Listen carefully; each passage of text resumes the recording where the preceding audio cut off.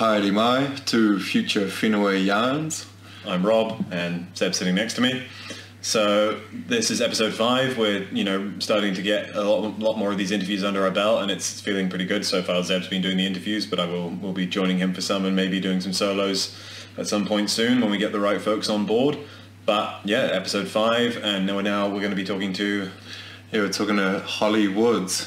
So a part of what just came up in the summit and through our journey here is just like finding this purpose, and you've got to keep defining it, especially in an entrepreneurial role, but just in life in general, having this purpose or something to guide you is going to just like help all sorts of ways that we'll get into with Holly. And so talked with Stephen Moe about this, about just the purpose in entrepreneurship and starting a new venture, and how that's going to just fast track or just secure your position along the journey. Well, I think it's an interesting parallel, because you've obviously got the sort of the rise of almost like the impact economy, where you've got this whole new breed of entrepreneur coming forwards that are very much purpose driven.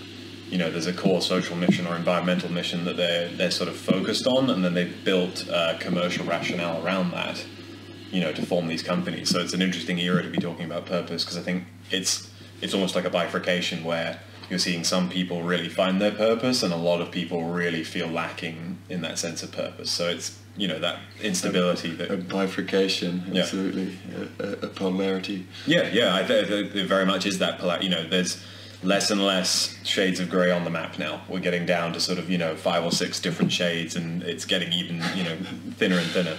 And there's different ways to view purpose. There's an individual purpose, the collective. We talk about this, and you can have a business purpose. We're sort of always wondering with Future Whenua, is it about education? Is it about innovation? There's different aspects to it, and it'll spring to at different times. Cool. Well, I'm excited to watch this one. Yeah, so thinking on that and the importance of it, we thought we better get on a PhD, someone with a doctorate in the subject. So here we are, Holly Woods. Hello, Holly. It's really good to be connected with you. We met online and had a bit of an interaction there, and just thought it would be really cool to get you on to have a bit of a Future Whenua yarn. And so, mostly we're orientating around, agriculture and the rural sector and land use in general. But just right from the start, we've been wanting to, take a step back from that and look at the bigger picture, just about what are the opportunities on a really broad spectrum, and also what are the concepts that are going to lead us to get there. So I'm not going to grill you too much about your views on farming, although I'm very happy for you to share if you do. But I really do just want to get down on this thing about purpose, because it came up again and again through the last Future Whenua Summit.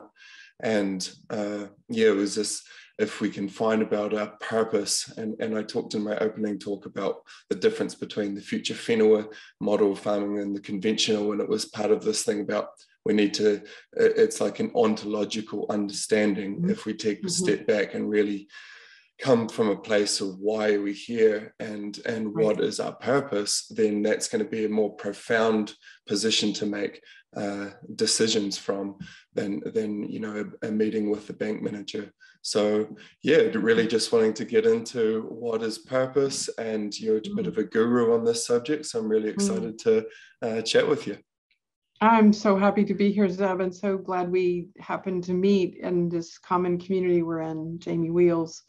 And I'm really excited about the work you're doing in the world, and how powerful to have such a brilliant young man, guiding such an endeavor, being a model for the rest of us, really, in land use and having an impact in a very important sustainability effort. Sustainability is not even the right word, right? But effort to sustain our lives and livelihoods on the land and with the land in partnership with. So thank you. You're the guru in your field. So thank you for having me in a conversation. Nice. I thought maybe we could just start in right at the top. You've written a book, The Golden Thread. I haven't read it yet. I definitely plan to. It looks amazing, and some excerpts. So I was wondering if you could just provide us the thesis for The Golden Thread. What is it? And you can take as long as you'd like. Well, I'm not going to take as long as it might normally take, but I'll do a nutshell. Starting with, I came about it very organically. My purpose really is to help people liberate their own purpose by articulating soul and uncovering who they are, and in order to be in the world more empowered. But I didn't always know that. As a small child, I heard voices that said, I'm here to do something important. And like, who are you? And why can't you tell me if I'm supposed to do something important? And so I was always on this journey of both wanting to do useful, important things that would improve, help us be our best self, and also not having a clue what that was, and which was very frustrating and created a lot of tension. Also in the midst of having a very challenging childhood. And so I spent decades both healing, doing my personal work, deeper spiritual work, and trying to get some clarity about what I was here to do. And ultimately, through my own journey and that of raising 4 children, and then working with clients, I've been a coach for decades, I came to see that there is this pattern in each of our lives that is what I'm calling our soul nudging us forward, nudging, pushing, prodding, causing us to hit our head against the wall.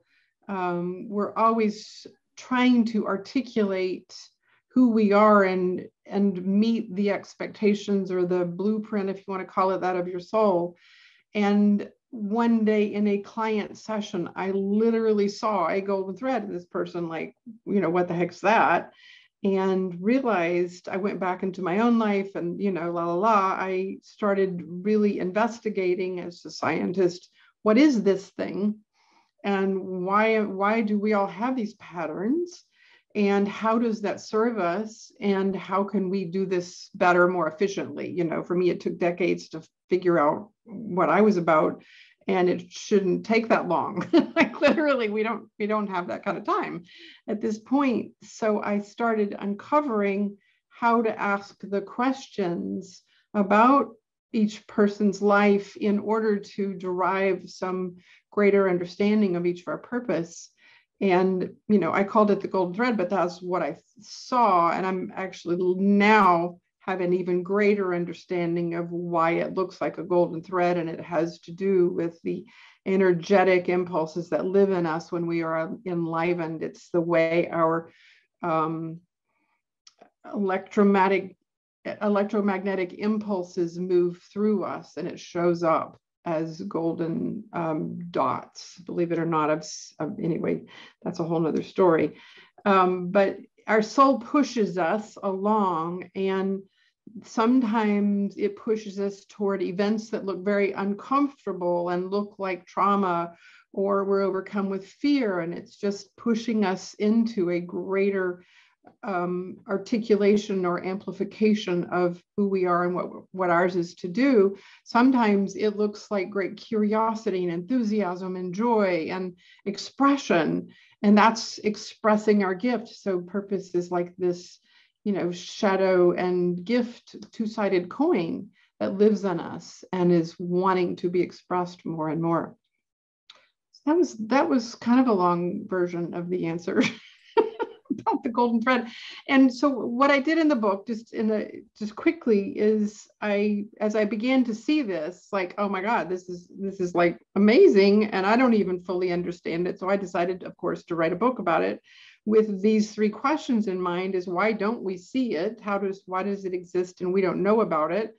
And where is it hiding, and how does it change over the course of a lifetime?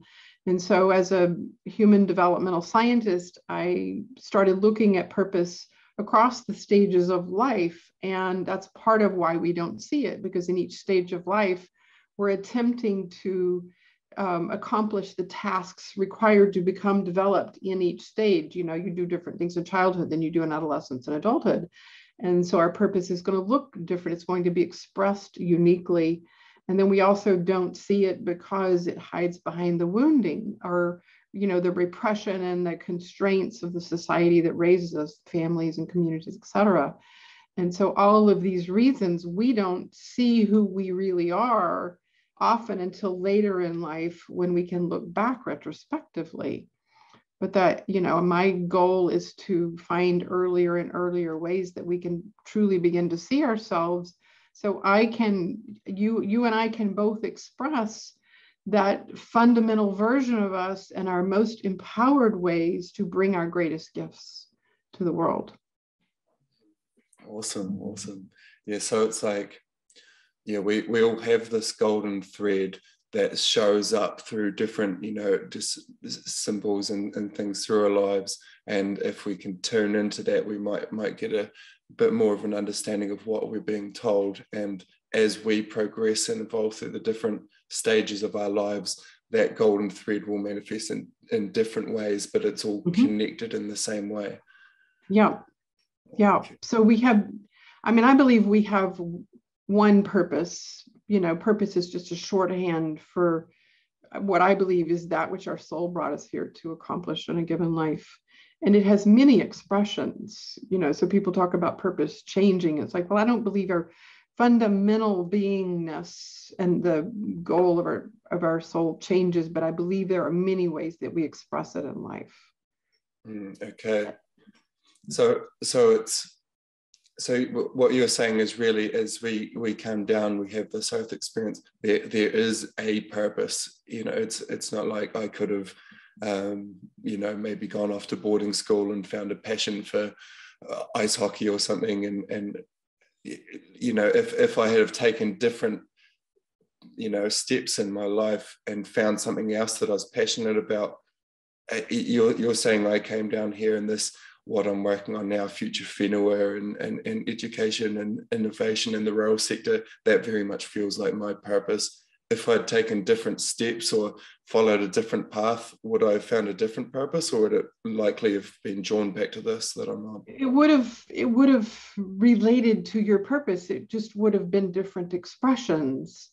And all of those are viable alternate identities of who you are. None of them would have been right or wrong. You may have greater meaning in this expression, but you may have also been fulfilled in some way in that one. And you may still choose, you know, to go back and do that. I don't know if you want to be an elder hockey player, but there are many ways that we express our purpose, even at a given time. We can have many pursuits that are an expression of purpose. I'm a writer and a speaker and a coach and a parent, and, you know, I love the outdoors, and all of those in one way or another, I'm expressing some facet of my purpose. So it's not like we can only do one thing and that's the purpose through your lifetime. But so I believe purpose, you know, I know purpose to be something other than a project or a business or a career or a product, even. That purpose is an expression of our soul that lives, you know, it's a deep expression that represents sort of the essence of you. So as an example, my purpose is to speak powerful truths, to shine love onto shadow, to liberate soul's potential and reunite love and power.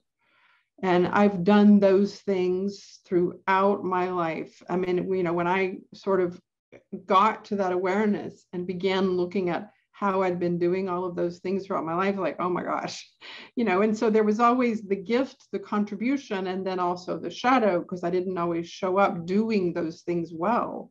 And I had to learn how to overcome the shadow part of my truth telling, for instance, so that I wasn't destructive and create conflict. And I had to learn to do that in a way that was honoring and blessing the person with whom I was in dialogue, and shining love onto shadow, not just some flashlight in your face so you can see things that would be unconscious. You know, you have to learn to use your purpose in ways that are effective and contributory. So we show up in this way. It doesn't mean we're necessarily well prepared to contribute it and amplify it and have an effect. It's, you know, our soul is wanting us to have this journey so that we become more potentiated in its expression. I call purpose an evolutionary driver. I believe that it is, you know, it is the way we show up as humans, and like we're guided, like have these experiences in order to be more and more of ourselves. What I say, more of ourselves, less of who we are not, so that we can burn off the stuff that's not terribly useful. That's great. Purpose is an evolutionary driver. That's a really powerful statement. Can you unpack that a little more? Yeah. So what I witness in my own life and in all my clients, you know, is sort of in general humanity. I now witness humanity at this sort of evolutionary level. You know, even the pandemic, let's say, caused us to go into our caves, and because we were all, you know, most of us were cut off from the rest of society, so we had all this long opportunity to be more isolated and have a deeper inquiry, retrospective nature. And many of us inquired about ourselves and what mattered and how we really wanted to live, and, you know, what was important in our lives in a way that we never would have had the opportunity. And in that process, which is sort of the basis for human development, personal development, we evolved a little bit, and we came to see that, wow, I am very unique. I got to see the world behind a fishbowl, and realize that while we have some commonalities, I'm also very unique, and I get to know myself in a deeper way. And in that, people came to an awareness that their own unique offering to the world, their own contribution, would continue to help them drive forward. So that's purpose as the evolutionary driver at a collective level. At the individual level, what happens is that at each stage of development, if I am being fulfilled, if I'm doing something that makes me excited and alive and engaged with life, I'm going to go learn the things that I need to learn in order to do that well. And then I'm going to become a slightly more evolved version of me. And if that's still working, I'm going to keep doing those things, and I'm going to work through the challenges and whatever gets in my way. And because I want to keep expressing that thing that keeps me alive. So the more you're in tune with purpose, essential self, the more likely it is that you're going to keep finding ways to express that, you know, as and have more joy and meaning and fulfillment and self-determination and and more things. Each developmental stage has kind of its own attributes, but we'll begin to want to express ourselves more clearly, more fully, either individually or collectively. And so I'm calling it an evolutionary driver, because it's that which causes us to both reach aspirationally for the next version of us, but also do the deep inquiry that's required to eliminate or, transmute that which limits us. That's an incredible answer. And yeah, that was really, really deep and a lot to unpack there.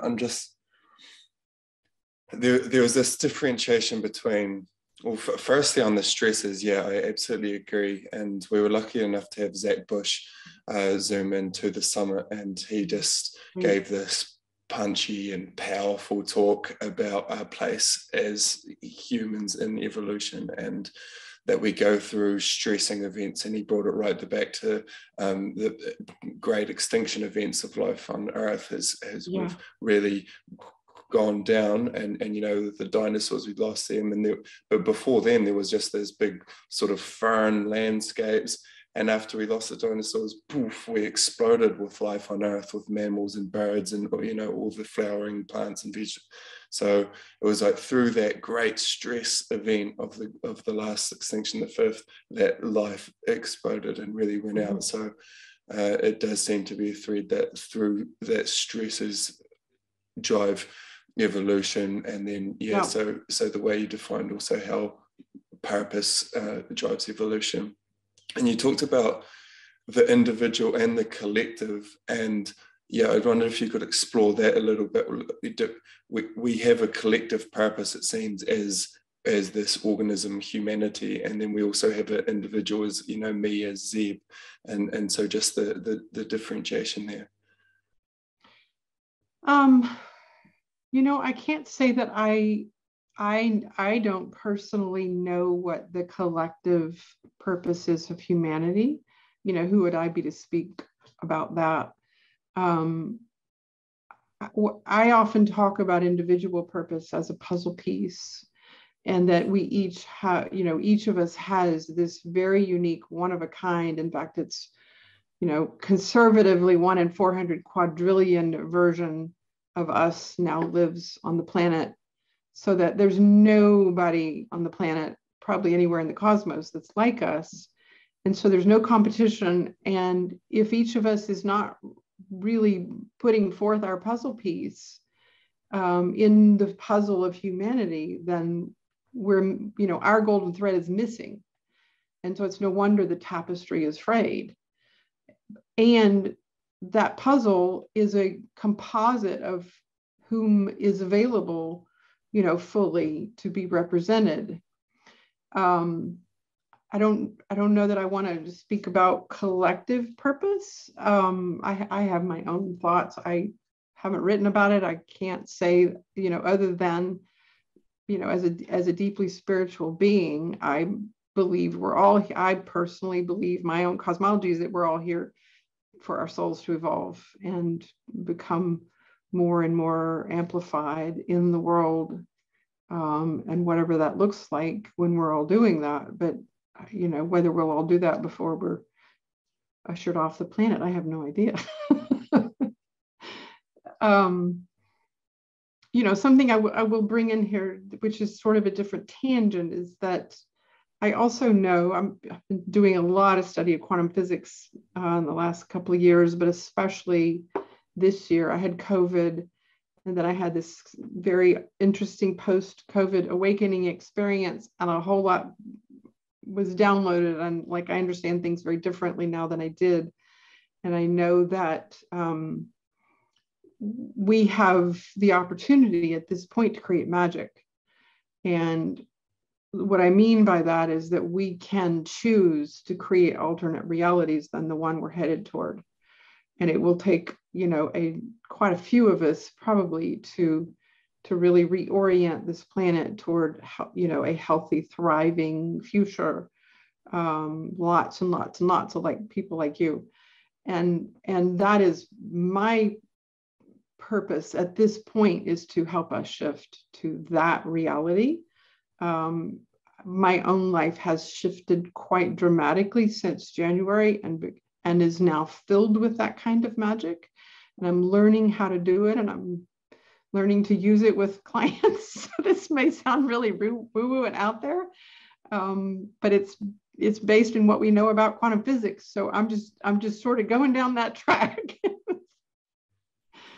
Yeah, it's amazing how much when we learn in that realm, the quantum, the just diving deeper and deeper to the base levels of scientific understanding, and it just starts to revert back to our original ways of understanding spirituality. You know, beliefs. It aligns up so much. I feel I've been studying tikanga Māori and just learning about the belief systems in that culture, and just it's sort of coming from a place of doing a lot of listening about quantum mechanics and other aspects of spirituality, and it just it all seems to tell the same story, interconnectedness of us all. And it is, yeah, and that's why I get more and more excited than ever about, you know, the role of purpose being this driver for how we show up. And knowing yourself fully creates the ability to align at a, smaller than quark level in order to have internal coherence, and then create external coherence, and then resonance. And then it creates this fulfillment or expansion of self into these alternate realities. That is really that's what synchronicity is. That's what I've uncovered, is synchronicity happens when all of those other processes precede action or are part of action. And I'm witnessing that over and over now. And it's really fascinating when you put all those pieces in place, what happens in an individual life or a life of a community. And that's where I feel like we need to head in order to create, a very different future for ourselves. Yeah.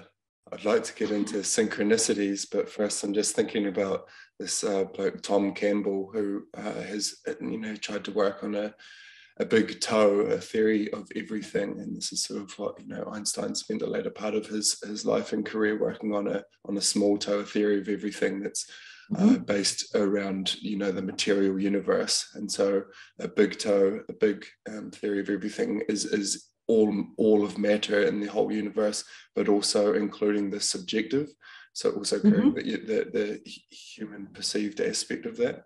And it sort of reduces down, and this is about like the collective purpose he's talking about.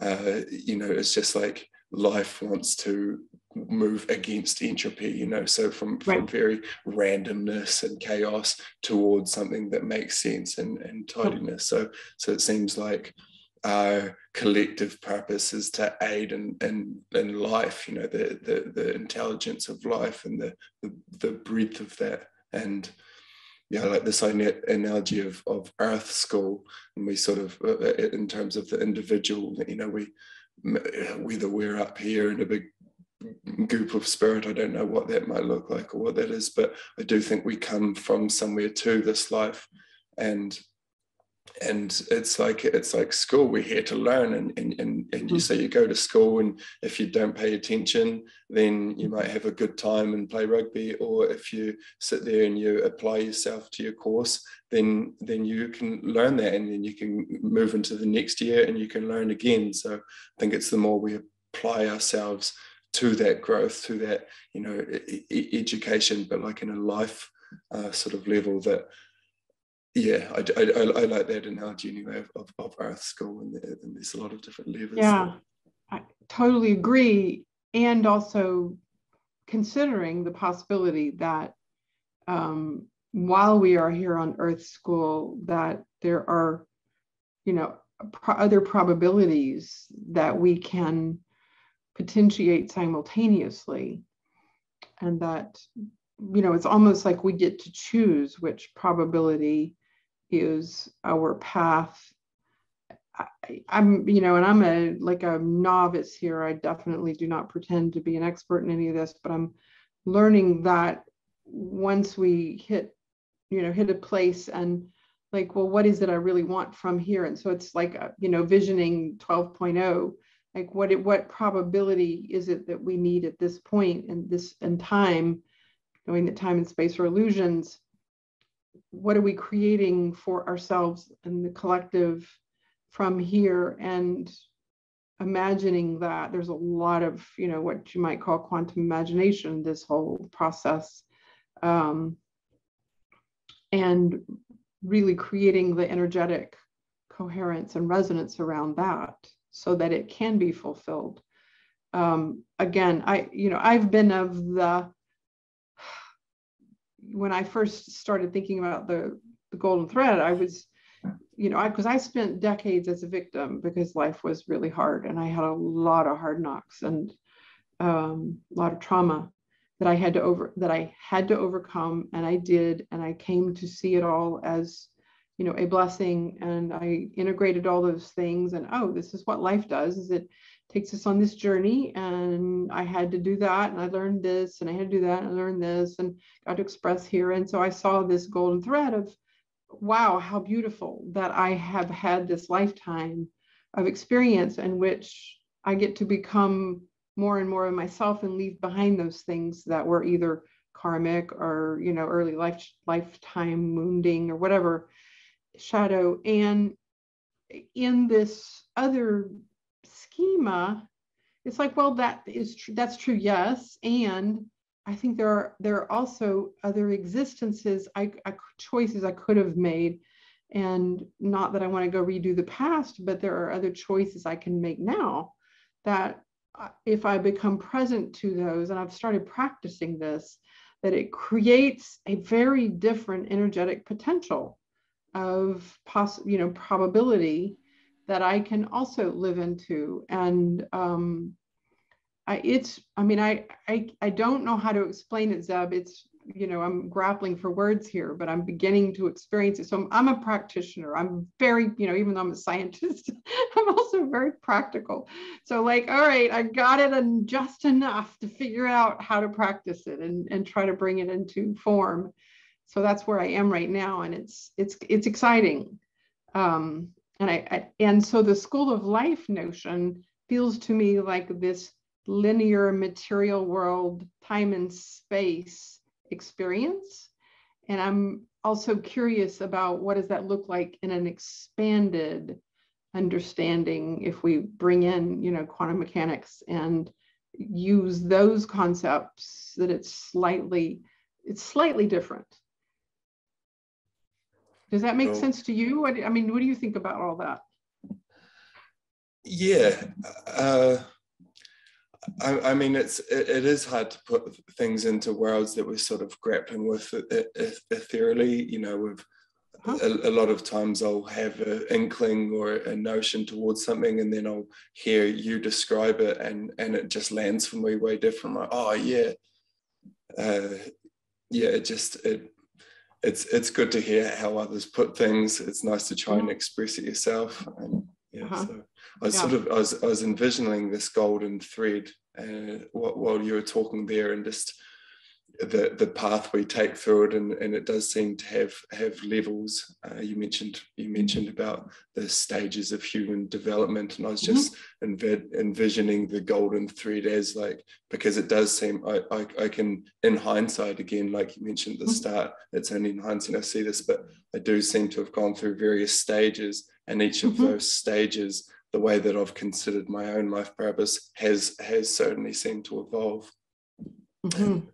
Do you want to talk about the stages of human evolution? Of human development. Of human development, sorry. Sure, if it's useful. I can talk about it from, it seems like it would be useful to talk about from the perspective of purpose. And there's some exercises on my website. There's a series of 3 audio files that I encourage anybody and everybody to go download, because it walks you through some exercises that help to identify some of those origins of your purpose. And one of the things that I really encourage people to do is, you know, to retrospectively over the lifetime, look at what have been your curiosities and impulses and obsessions, and, you know, the books you read, and maybe the courses you took, or the reports you wrote as a child, or the hobbies and the vocations, the questions you asked. So as an infant, purpose is really not going to show up much, but it will show up in the things that you touch and feel and are curious about, and how you do it. I had a client once who, as we were sort of defining what her golden thread was, she remembered as a child putting stones in her mouth and just feeling them. And she would do this obsessively, and her parents like, what are you doing? And, you know, ultimately her purpose was about the sensual experiences of life. And so she was doing that as a very early child. But in childhood, you're really learning to be a human through your sensory apparatus. You know, there's 6 senses in your material form. Most of us also have subtle senses, but we don't know that until later. And then in childhood, you really truly begin to express yourself, your identity, what you know of yourself through curiosities, and you begin to ask for things and want to touch and feel things and shape them and move them and interact with others. So this is where, you know, in late childhood, you start playing with others, parallel play, and you begin to notice, you know, a child wouldn't necessarily notice, but a parent might notice how that child is playing with certain things and why, you know, and look at underneath why that child is playing with those things, because it's not necessarily about the material objects themselves. It's about how a person shows up to explore and experiment and the curiosities they have, which a child is not going to be able to identify. And then in adolescence, you know, our job really is to explore how to be in the collective with others. So I'll step back a little bit and say that in the framework that I use in the book, and as I understand human development even more specifically now, you know, our early years of life really are about focusing on the concrete forms of humanity and the world. So we live in these bodies, we experience the world in a concrete form, material, you know, things and objects and places and other people. And we initially do that individually. So we're identifying, you know, who are we in these bodies and our senses. And then we play with others and practice being that. And then in late childhood, we begin to move into the collective and have experiences with other children and our parents and community peers. And then we begin to create some form and structures and values and identity in the late 4th stage in the first tier of humanity, the concrete tier, where we're creating rules and laws and how to be, we have a collective consensus or consent about how we are going to be in the world. And in that stage, the late concrete, we're beginning to create an identity. This is who I am in my family, with my peers and my school and my community. And it becomes very formed by that point. I don't know if I'm going too deep, Zeb. Is this too much? That's really good. So some people, some humans actually never leave the concrete tier. In fact, when I wrote the book a couple of years ago, I used some data and kind of assessed that a roughly 30% of humanity still in the concrete tier. And when we look at the challenges and the conflict that we experience, adults who don't evolve past this belief system that the rules of my community, the rules of my town or city, state, country, family are dominant, and I don't really have the opportunity to question them. My identity is dependent on them, and how I show up in the world is going to live within those constraints. We can see that that subset of humanity is not really able to question what they've been taught their whole life. So they're going to say, oh, these are the rules. This is how I act and perform. And, you know, every law I've ever been taught, I have to follow, or I don't end up in jail. And so it's a very conservative, I don't mean politically, but it's a conservative way of living, because I'm not going to step outside the bounds of what I've been told. And so, you know, if 30% of the human population lives within those, I'm going to call them constraints because they literally are, it's a container for a way of being, then we don't really, those people and those attitudes and belief structures don't literally have the opportunity for innovation beyond. And so some of what, you know, a good chunk of what we're experiencing in humanity right now is because those people necessarily haven't evolved to a more developed self. And so the next tier is what we'd call the subtle tier, in which we begin to experience the world. That meditation that you downloaded is literally an experience of your subtle self. So we really do exist outside of these material bodies, and where time and space really are illusions. We live in these enormous subtle structures as not as beyond material beings. And we also begin to experience our internal milieu. We begin to hear thoughts and feelings that we didn't have access before. And so I begin to be aware of my uniquenesses.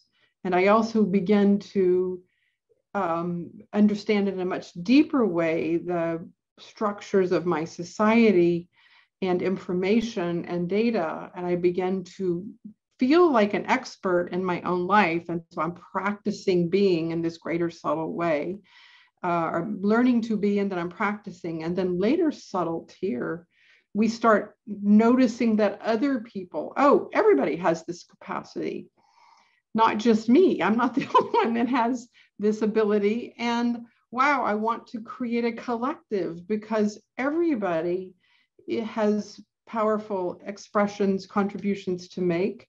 And I want to be a part of something that also integrates. Now, this is a healthy interpretation of the stages I'm giving you, not the dysfunctional versions.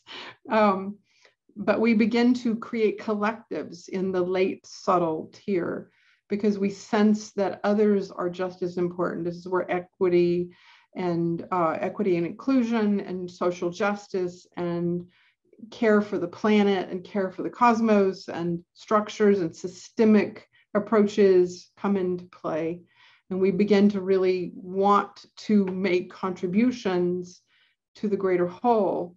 This is also where people begin to understand that we each have a unique soul purpose, because I can really see myself, but I can also really see you. And I can see that, wow, you are really different than me. And we're both humans. What's that about? And I begin to experience that everybody is very different, and that, wow, I must have some unique offering or unique way of being in the world. And what if I were to express that? How would I show up differently?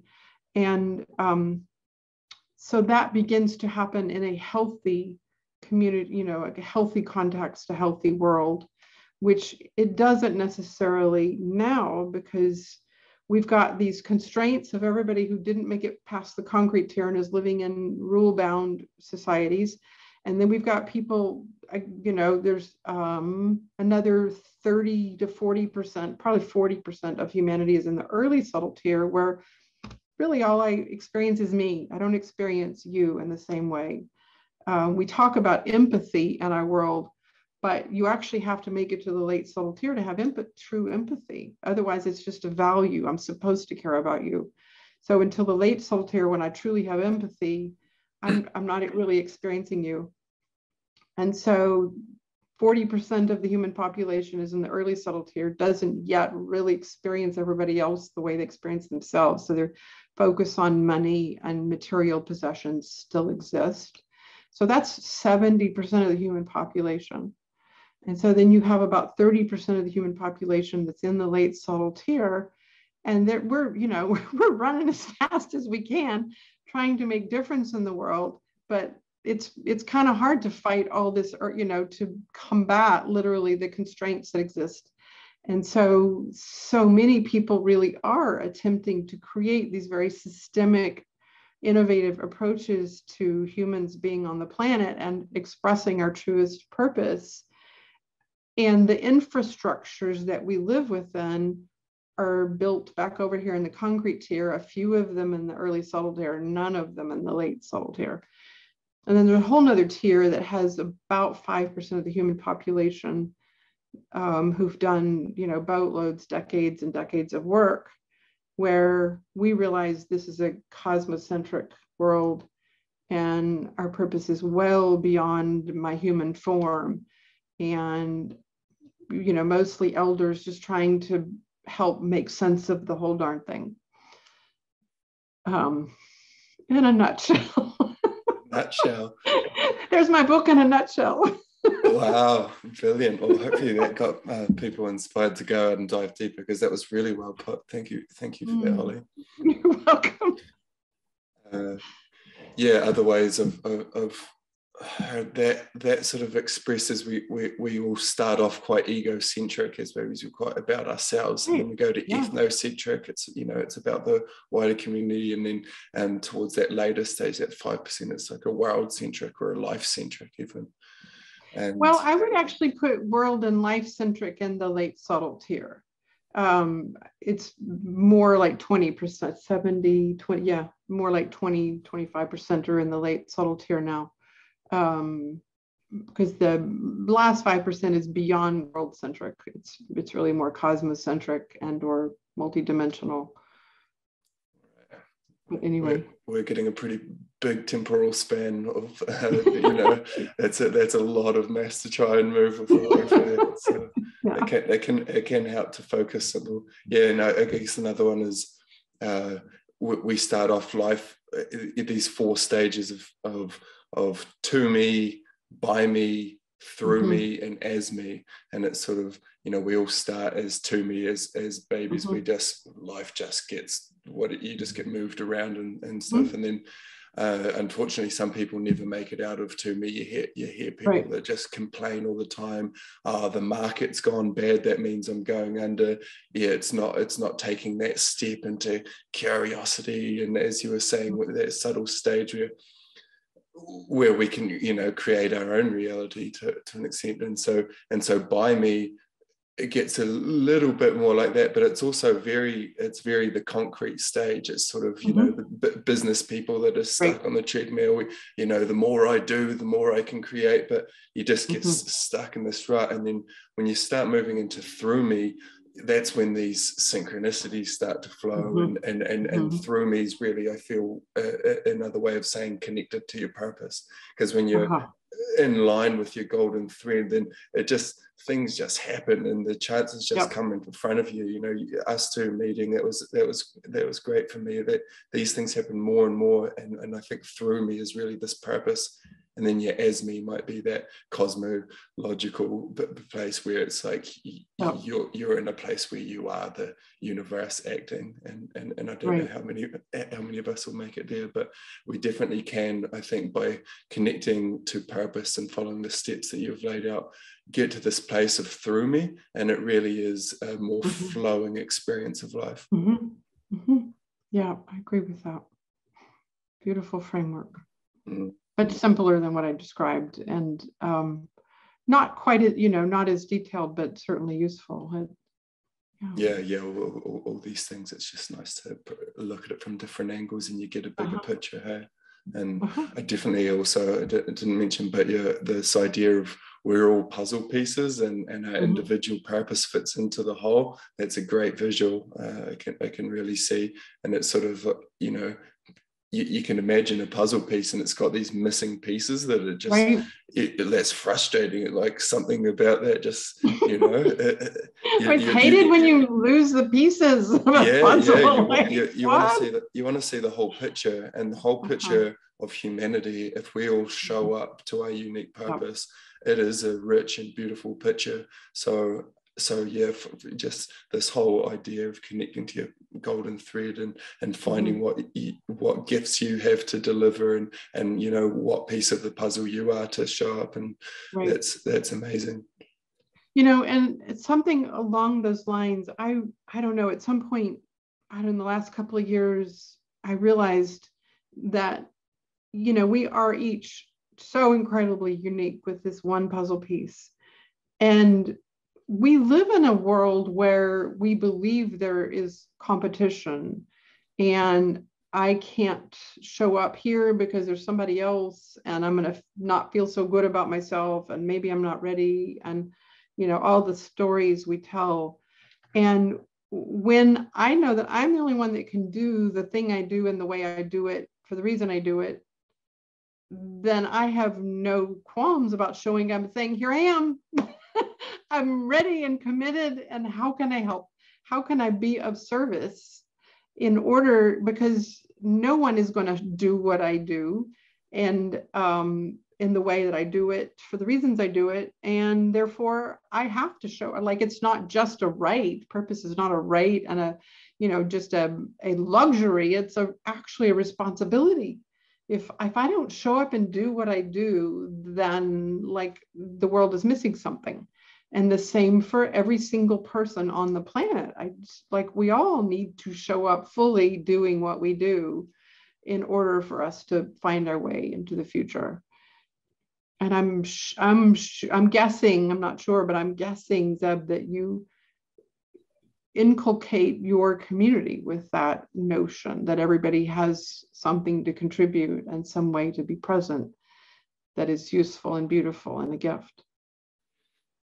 Yeah, well, I like to this thing by trying to live as much into my purpose that will resonate and dive into the morphic field of living than purpose and help that way. And today, the word for purpose is kaupapa, and kaupapa Māori is a big part of their culture. But yeah, so how it shows up is very much this puzzle piece in the puzzle. It's like we have an individual purpose that serves the collective. So my purpose is to do what I want to do, and that will create my puzzle piece, and then that slots into the whole puzzle and fits it out. So it's quite a brilliant analogy for me to put to what I've learned there as well. I'm so glad. Synchronicities, they, like you said, it's like, it's not though, it is a responsibility once you find out, that we can live to our purpose, we can evolve, we can do more. It becomes a burden. It's not all glamour and joy, that living through me, it does come with greater rewards, I think, but it's not exactly an easy path. I don't think that's why people should try and find their purposes, because it's all going to be a picnic and get your feet up. It could become more work, but I just think the reward of that work pays off many fold. And for me, I've sort of started to think about, because synchronicities has been a part of my life ever since I have stepped onto this path. They've shown up, they've guided me into the place I am now. And yeah, I've started to think of them as the gifts. So if aligning your purpose and doing the deep mahi is the path that I should be on, but it comes with all this struggle and tough. But then through that, I get these synchronicities, and they're just like, this has made my life so much better in a way that I couldn't define. Like I couldn't possibly have asked for that experience. There's no way, because it's just too random. Right. And yeah, so your description of synchronicity before, about it coming, it's like a product of certain things you've done. That was really well. You put it much better than that. So synchronicity. I can't imagine how any of us would keep going. I literally, at this point, I don't know how any of us will keep going into the future if we can't start generating a lot of magic. It's becoming more and more challenging to face, at least in the US right now, to face what we're required to face. And I just keep going down this path of recognizing that the more aligned, coherent, resonant, living into fulfillment and expansion that I live in, that I'm going to be able to create more of that synchronicity to have more effect, more impact, more abundance, more joy, which at some point, and it's kind of weird, I didn't know if I'd ever get here, but mostly that's my experience. I'd say, versus the first 40 years of my life, which were challenging and overcoming trauma, this more recent experience, 90% of the time, I am aligned and I'm in joy, because I have learned how to live in the world that way, so that, it's not, I work hard and there are challenges, but I'm not having any experience of it other than, this is just part of the journey, and I just do this thing and then boom, the next thing happens.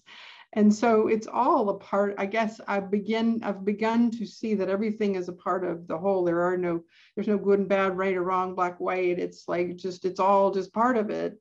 And whatever shows up is what I'm supposed to experience, and I experience it, and then the next thing shows up. And you don't have to go looking for the things. I don't have to really make hard decisions anymore, because what is aligned literally just shows up. And that's just really magical. Yeah, it's like, it's important to have your destination, or at least the general direction set. But if you hold too much on the path, and I must take that path, I must take these steps, you're going to miss out on all the stuff that's happening out there. Right. It's not about our concrete world OKRs and KPIs. It's about being more internally aligned and listening. I remember when I realized that so much of living this path is about listening, with your eyes and ears, but in the writ large, we've got all these antennae that can perceive things that are not necessarily viewed as a part of the human apparatus. And there is so much available to us continually that we have access to if you learn to listen in a extrasensory way. In the quantum field, it's always there. So that's part of the process too, is just making yourself available to what's present for us. That's great. We met online. It was taking part in a digital course. One of my favorite authors and commentators and thought leaders is Jamie Wheal, and he released a book recently, Recapture the Rapture, and it takes in his previous books he's talking about flow and how we can cultivate flow in our lives through specific examples, and how they can help us with peak performance, achieve at a higher level. And then Recapture the Rapture comes out, and it's really about, I guess the premises of the book is more and more people around the world are talking about the end times. So it used to be religious crazies or something, and now it's like just people in jeans and white shirts who are, the end of the world's coming. And what can we do about that internally? What are the practices? Is it breathing? Is it being a good human? And also just like, how can we go into the world, into our communities, and build a following, build culture around this idea that will help us steer in a direction that's not the end term. So that's Recapture the Rapture, bring this place that we're in and this direction that many of us are seeing that we might be heading, and saying, no, we want to head in that direction instead. Right. And so I just wonder, what did you get from the book, the course, and sort of what brought you there? What brought me there, I had read Jamie's first book, Stealing Fire, and been in the community. And then when he came out with the new book and the course, sign me up. I love Jamie. And I'm of the belief that anything's possible. I'm prepping, in some ways I'm prepping for the end game, and just acknowledging that it's highly possible, probable, that we won't last for, some odd years. After some odd years, we'll have created conditions that are not suitable for human existence, if we don't morph into some other version of ourselves. Or we don't fix it. And I also am of the ilk that I like, if anything's possible, then I'm going to help create the next thing. And so I took Jamie's course because I wanted to learn from, one of the world's premier thought leaders in human performance. What is it you're learning and studying about using our physical bodies in ways that are most productive and will be most effective? My work is literally also about the sort of extracorporeal experience. So I'm of the, yes, let's use everything we know about being our most effective humans, as Jamie says, homegrown humans.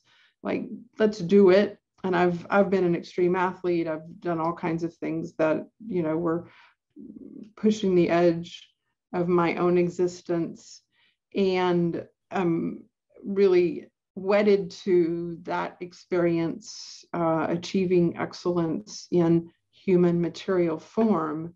And I feel like I am youthing. I'm learning to be younger and younger every year because I'm doing some of those things. But I also think that there's the possibility or probability that we can extend our experience as humans beyond the material form. And so I want to take what Jamie's done and actually add to it by helping us become very, you know, through this quantum physics, quantum mechanics work, by becoming very aligned and then moving into other probabilities, to expand. And like, who knows what will become in that scenario. I can't predict, no idea where the future lies for us. I'm going to hold on to and have faith in, we're going to pull this off. It's just what I'm going to do. And I mean, I truly believe that with every ounce of me. And I'm also ready to, you know, acknowledge when it doesn't happen. Like, well, I did my best, you know, that's all I can do. It is all you can do. You're absolutely right. We can hold a positive perspective of the future, and sometimes I find myself set, and definitely earlier in my journey I got quite nihilistic and fatalistic about it all. And the further I get into actually understanding the foundations of science behind that fatalism, it's sort of repulsing me, and I just want to. I see what this property could be. You know, my purpose, I've said it to myself many times, used to daily, and it's just, I'm here to promote or enhance the ideals of rural enrichment and to embody them through the transition of the Montana Flat, which is our family farm. And so rural enrichment, that used to come from this vision of like, we're going to have mass climate refugees and people are going to be leaving the cities because there's no food in the supermarkets, and they're going to come out to the rural areas and there's still nothing for them. We don't have homes, and there's not big gardens out here. It's all centralized in the system to get it. So I like the system, how it works. It's really functional. It has its good, but we need more eggs in the decentralized, localized basket. Yeah. But yeah, so I just used to come from that place of the fear and of that dystopia, and now I just envision the farm. When, you know, of course I get sucked back in there, but if I'm being intentional and present about it, it is coming from this place of, I see this beautiful situation in 20, 30, 40 years time, where, you know, 100 years time, 300 years time, as you talked about in your visualization, and it's a beautiful place that we can get to, and it just requires us to develop individual puzzle pieces to create that. Yeah, it has to be more than you and me and, you know, the 500,000 others. I don't know how many people there really are on the planet who are pushing the envelope in creating a different future, but it's a lot of people and doing a lot of amazing things. And it, you know, in my estimation, it's enough. There are enough of us who really want this to happen. And either, I don't know what the solution is. I don't know that that's mine to figure out. Is this, you know, the solutioneering to actually amplify the work that's already existence, which is one solution, and the other is to, you know, to amplify each individual person and their own purpose on the planet. I think there's a lot of scenarios.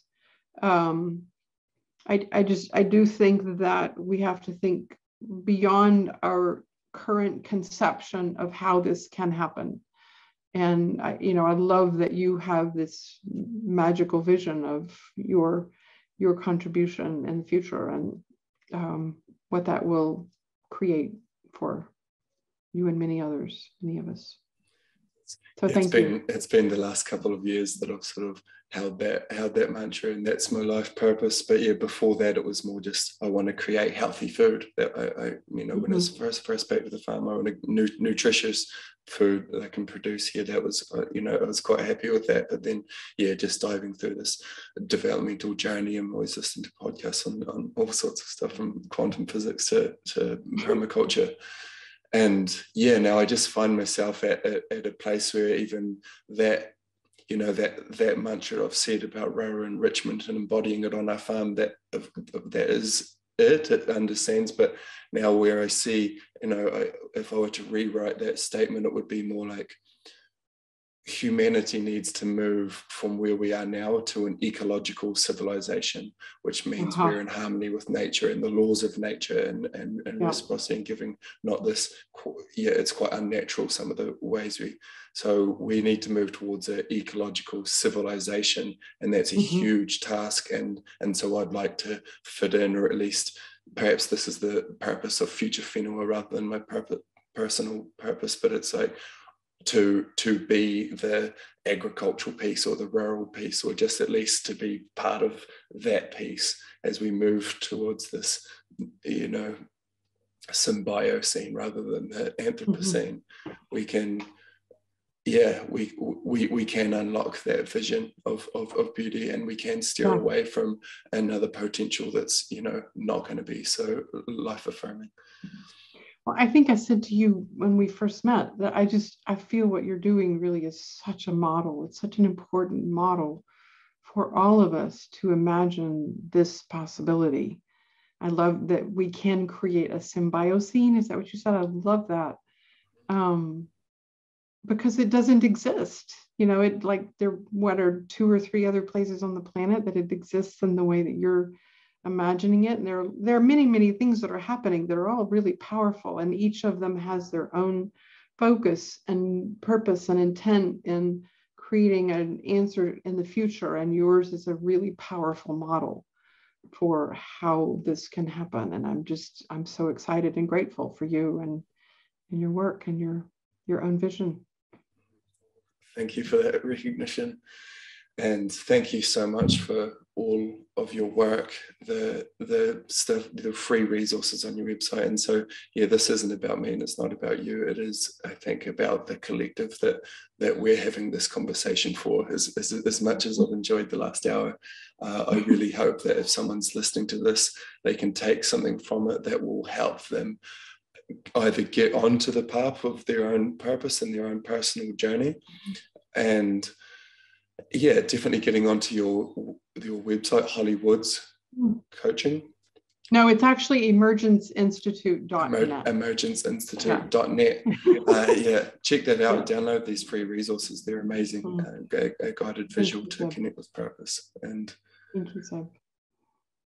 One other thing I think, just before closing it, and it was coming when you were saying earlier, I just wonder, because part of what this Recapture the Rapture talks about, meaning 1.0 was about we get our understanding how we know what is right. It came from the church.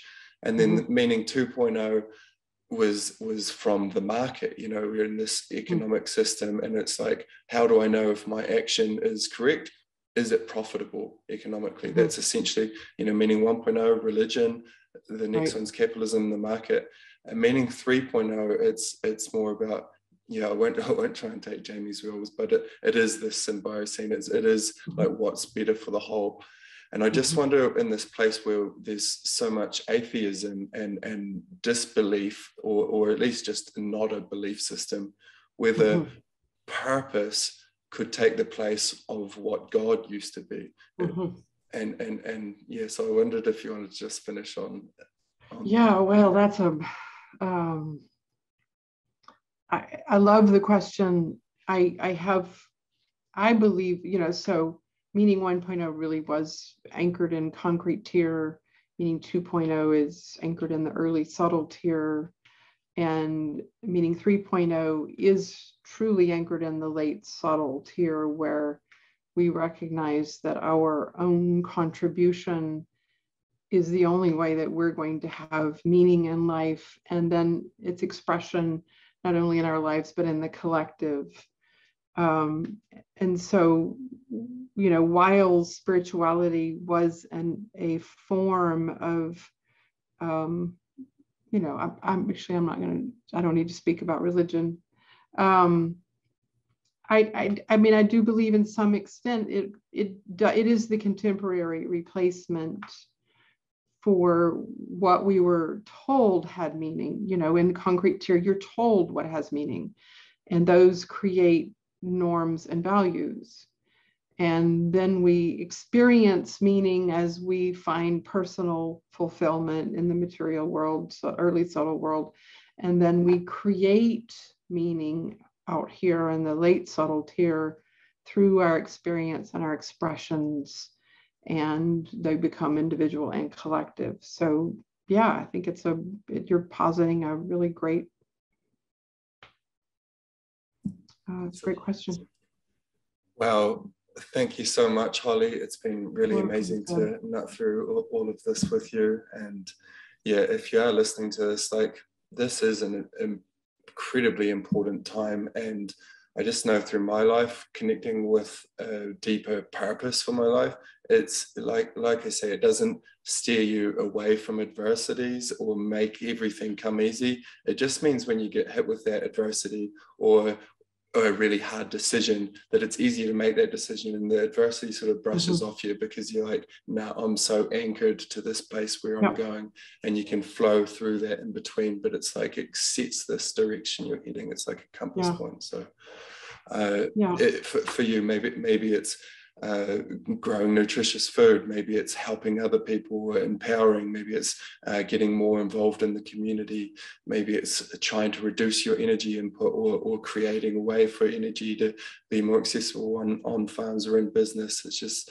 there will be a golden thread that's been through your life that you connect. So I encourage you to just do some personal reflection on that, and also get onto the emergenceinstitute.net and get some of these resources. Thank you, Zeb. Beautiful conversation. Thank you so much. And I so appreciate you.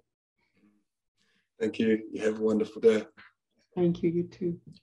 Bye.